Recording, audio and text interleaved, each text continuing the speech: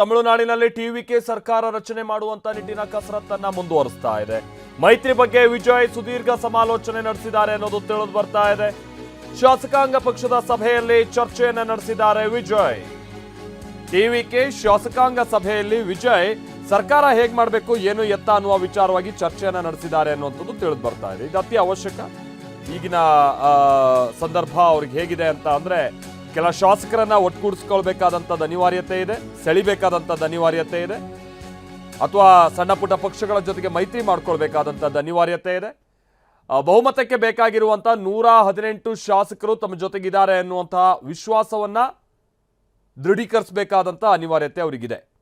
ಆ ಕಾರಣಕ್ಕಾಗಿಯೇ ಈಗ ಅವರು ಎಲ್ಲ ತಯಾರಿಯಲ್ಲಿದ್ದಾರೆ. ರಾಜ್ಯಪಾಲರ ಬಳಿ ಹೋಗಿ ಅವರು ಸರ್ಕಾರ ರಚನೆ ಮಾಡುವಂಥ ನಿಟ್ಟಿನಲ್ಲಿ ಹಕ್ಕೊತ್ತಾಯ ಸಲ್ಲಿಸ್ತಾರೆ. ಅದಾದ ನಂತರದಲ್ಲಿ ತಮಗಿರುವಂಥ ಅಗತ್ಯ ಬೆಂಬಲ ಎಷ್ಟಿದೆ ಏನು ಎತ್ತ ಅನ್ನುವಂಥದ್ದನ್ನ ಅವರು ನಿಕ್ಕಿ ಮಾಡ್ಕೊಳ್ಬೇಕಾದಂಥದ್ದು ಅನಿವಾರ್ಯತೆ ಇದೆ. ಅದನ್ನು ಸಾಬೀತುಪಡಿಸಬೇಕಾದಂಥದ್ದು ಅನಿವಾರ್ಯತೆ ಇದೆ. ಆ ನಂತರದಲ್ಲಿ ಅಧಿವೇಶನದಲ್ಲಿ ಹೀಗೆ ಭಾಳಷ್ಟು ಸವಾಲುಗಳು ಅವರ ಮುಂದೆ ಇದೆ. ಅಕಸ್ಮಾತ್ ಅಧಿವೇಶನ ಅನ್ನುವಂಥದ್ದು ಯಾಕೆ ಹೇಳಿದ್ದು ಅಂತ ಅಂದರೆ ಇರುವಂಥ DMK ಹಾಗೆ AIADMK ಏನಾದರೂ ಮೈತ್ರಿ ಮಾಡಿಕೊಂಡು ಪಕ್ಷ ರಚನೆ ಅವರು ಸರ್ಕಾರ ರಚನೆ ಮಾಡಿಬಿಡ್ತಾರ ಅನ್ನುವಷ್ಟರ ಮಟ್ಟಿಗೂ ಕೂಡ ಸನ್ನಿವೇಶ ಇದೆ. ಹಾಗಾಗಿ ತಮಿಳುನಾಡಿನಲ್ಲಿ ಏನು ಬೇಕಾದರೂ ಆಗ್ಬೋದು. ಹಾಗಾಗಿ ತಮಗಿರುವಂಥ ವಿಶ್ವಾಸ ಮತ ಸಾಬೀತುಪಡಿಸುವಂಥ ನಿಟ್ಟಿನಲ್ಲಿ ಒಂದು ವಿಶೇಷ ಅಧಿವೇಶನ ಕರಿಬೇಕಾದಂಥದ್ದು ಅನಿವಾರ್ಯತೆಯೂ ಕೂಡ ಬರ್ಬೋದು. ಮುಂದೆ ಏನು ಬೇಕಾದರೂ ಆಗ್ಬೋದು ತಮಿಳುನಾಡಿನಲ್ಲಿ. ಹೀಗೆ ಚಟುವಟಿಕೆಗಳು ತಮಿಳುನಾಡಿನಲ್ಲಿ ಗರಿಗೆದರ್ತಾ ಇರುವಂಥ ಸಂದರ್ಭ. ಅದರ ನಡುವೆ ವಿಜಯ್ ಇವತ್ತು ಶಾಸಕಾಂಗ ಪಕ್ಷದ ಸಭೆಯನ್ನು ಕರೆದು ತಮಗಿರುವಂಥ ಶಾಸಕರು ಯಾರ್ಯಾರು ಬೆಂಬಲವನ್ನು ಕೊಡ್ಬೋದು ಏನು ಎತ್ತ ಈ ವಿಚಾರವಾಗೆಲ್ಲ ತಮಗಿರುವಂಥ ಮಾಹಿತಿಯನ್ನು ಹಂಚಿಕೊಂಡಿದ್ದಾರೆ. ಶಾಸಕರುಗಳು ಕೂಡ ಕೆಲ ಸಲಹೆಯನ್ನು ಕೊಟ್ಟಿದ್ದಾರೆ. ಕೆಲ ಭಾಳ ಹಿರಿಯ ನಾಯಕರುಗಳು ಕೂಡ ಇದ್ದಾರೆ. TVK ಅನ್ನುವಂಥದ್ದು ಹೊಸಬ್ರು ಇರ್ಬೋದು, ಬಟ್ ಬೇರೆ ಬೇರೆ ಪಕ್ಷಗಳಿಂದ ಬಂದಿರುವಂಥ ಹಿರಿಯ ನಾಯಕರುಗಳಿದ್ದಾರೆ. ಕೆಲವರು ಅದರಲ್ಲಿ ಶಾಸಕರಾಗಿ ಆಯ್ಕೆ ಆಗಿದ್ದಾರೆ. ಸೊ ಅವರೆಲ್ಲ ಸಲಹೆ ಸೂಚನೆಗಳನ್ನು ಕೊಡ್ತಿದ್ದಾರೆ ಅನ್ನೋದು ಕೂಡ ತಿಳಿದು ಬರ್ತಾ ಇದೆ. ಮತ್ತೊಂದು ಕಡೆ ಕಾಂಗ್ರೆಸ್ ಹಾಗೆ ಎಡಪಕ್ಷಗಳ ಜೊತೆಗೆ ಏನಾದರೂ TVK ಕೈ ಜೋಡಿಸುತ್ತಾ ಅನ್ನುವಂಥ ಚರ್ಚೆ ನಡೀತಾ ಇದೆ. ಮೊದಲು ಸರ್ಕಾರ ರಚನೆ ಮಾಡಬೇಕು ಅನ್ನುವಂಥ ಸಂದರ್ಭ ಬಂದಾಗ ವಿಜಯ್ ಆಯ್ಕೆ ಯಾರು? ಅದರಲ್ಲಿ ಕಾಂಗ್ರೆಸ್ ಇದೆ, VCK ಇದೆ, CPI ಇದೆ, CPIM ಇದೆ, ಆಮೇಲೆ IUML ಪಕ್ಷಗಳು ಕೂಡ ಬಹಳ ಓಪನ್ ಆಗೇ ಇದಾವೆ ಈಗ ವಿಜಯ್ ಜೊತೆ ಸೇರೋದಕ್ಕೆ ಅಂತ ಹೇಳಿ ಮಾಹಿತಿ ಲಭ್ಯ ಆಗ್ತಾ ಇದೆ. ಆಮೇಲೆ ವಿಜಯ್ ಕೂಡ ಮೈತ್ರಿ ವಿಚಾರವನ್ನ ಬಹಳ ಓಪನ್ ಆಗಿ ಇಟ್ಕೊಂಡಿದ್ದಾರೆ ಅನ್ನೋದು ಗೊತ್ತಾಗ್ತಾ ಇದೆ. ಮತ್ತೊಂದ್ ಕಡೆ ADMKಯ ಜೊತೆಯ ಮೈತ್ರಿಯನ್ನ ಇನ್ನೂ ಕೂಡ ವಿಜಯ್ ತಿರಸ್ಕರಿಸಿಲ್ಲ ಅಂತಾನೂ ತಿಳಿದು ಬರ್ತಾ ಇದೆ. ಯಾವುದೇ ಕ್ಷಣದಲ್ಲಿ ಮೈತ್ರಿಗೆ ಆಹ್ವಾನ ನೀಡುವ ಸಾಧ್ಯತೆ ಇದೆ ಅಂತಲೂ ಕೂಡ ತಿಳಿದು ಬರ್ತಾ ಇದೆ.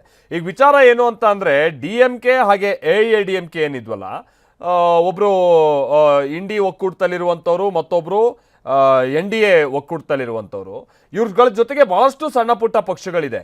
ನಿಮ್ಗೆ ಗೊತ್ತಿರಲಿ, DMK ಸಮಾವೇಶ ಮಾಡುವಂಥ ಸಂದರ್ಭದಲ್ಲಿ, ಚುನಾವಣಾ ಪ್ರಚಾರದ ಸಂದರ್ಭದಲ್ಲೆಲ್ಲ ಸುಮಾರು 26 ಪಕ್ಷಗಳ ಬಾವುಟಗಳಿರ್ತಾ ಇತ್ತು DMKಯ ಸಮಾವೇಶದಲ್ಲಿ. ಯಾಕಂತ ಅಂದರೆ ಅಷ್ಟು ಸಣ್ಣ ಪುಟ್ಟ ಪಕ್ಷಗಳನ್ನು ಕೂಡ ಅವರು ಜೊತೆಗೆ ಇಟ್ಕೊಂಡಿದ್ದಾರೆ. ಬಹುತೇಕ ಅದರಲ್ಲಿ 1-2 ಅಂತ ಸೀಟ್ ಕೂಡ ಕೊಟ್ಟಿದ್ದಾರೆ. ಕಾಂಗ್ರೆಸ್ಗೂ ಕೂಡ ಸುಮಾರು 28 ಸೀಟ್ಗಳನ್ನು ಹಂಚಿಕೆ ಮಾಡಿಕೊಳ್ಳಲಾಗಿತ್ತು ಚುನಾವಣೆಗೂ ಮುನ್ನ. ಅಂದರೆ ಸಣ್ಣ ಪುಟ್ಟ ಪಕ್ಷಗಳು ತಮಿಳುನಾಡಿನಲ್ಲಿ ಬಹಳ ಇವೆ. ಅವರೆಲ್ಲ AIADMK ಅಥವಾ DMK ಜೊತೆಗಿನ ಸಖ್ಯದಲ್ಲಿದ್ದಾರೆ. ಈಗ ಅದರಲ್ಲಿರುವಂಥ ಕೆಲ ಪಕ್ಷಗಳನ್ನು ಇವರು ಸೆಳೆಯುವಂಥ ನಿಟ್ಟಿನ ಪ್ರಯತ್ನವನ್ನು ಮಾಡಬಹುದು. ಭಾಳ ಸೆಳೆಯೋದಕ್ಕೆ ತಂತ್ರಗಾರಿಕೆ, ರೆಸಾರ್ಟ್ ರಾಜಕಾರಣ ಈ ಥರದ್ದೇನು ಅನಿವಾರ್ಯತೆ ಇದ್ದಂಗಿಲ್ಲ. ಯಾಕಂತಂದರೆ ಈಗ ಆಲ್ರೆಡಿ ಬಹುತೇಕ ಸಣ್ಣ ಪುಟ್ಟ ಪಕ್ಷಗಳು 3-4 ಸ್ಥಾನ ಗೆದ್ದಿರುವಂಥ ಪಕ್ಷಗಳು ಭಾಳ ಓಪನ್ ಆಗಿವೆ ವಿಜಯ್ ಜೊತೆ ಬರೋದಕ್ಕೆ ಅಂತೇಳಿ ತಿಳಿದು ಬರ್ತಾ ಇದೆ. ಅದರಲ್ಲಿ ಕಾಂಗ್ರೆಸ್ ಕೂಡ ಹೊರತಲ್ಲ. ಕಾಂಗ್ರೆಸ್ ಚುನಾವಣಾ ಪೂರ್ವದಲ್ಲೇ ಮೈತ್ರಿ ಮಾಡ್ಕೊಳ್ಬೇಕು ಅನ್ನುವಂಥ ನಿಟ್ಟಿನ ಉದ್ದೇಶವನ್ನು ಹೊಂದಿತ್ತು ಅನ್ನುವಂಥದ್ದು ಏನು ಮುಚ್ಚಿಟ್ಟಿರುವಂಥದ್ದು ಸಂಗತಿ ಅಲ್ಲ.